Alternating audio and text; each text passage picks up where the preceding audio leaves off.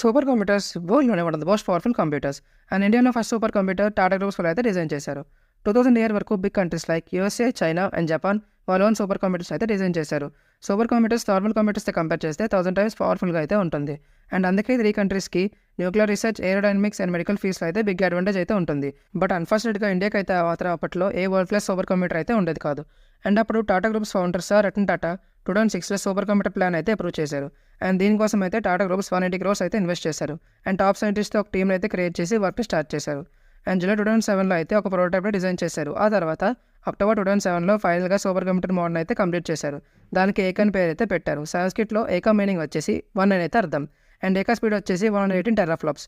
Simple terms చెప్పాలంటే ఇది normal computer కన్నా 11 లాక్ టైమ్స్ ఫాస్ట్‌గా అయితే వర్క్ చేస్తుంది.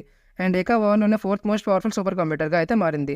ఆల్సో ఏకాని ISRO Chandrayaan launch and cars ఏరోడైనమిక్స్‌ని ఇంప్రూవ్ చేయడంలో అయితే వాడతారు. అండ్ ఫైనల్‌గా ఇండియాస్ ఫస్ట్ 3D యానిమేటెడ్ ఫిల్మ్‌ని కూడా సూపర్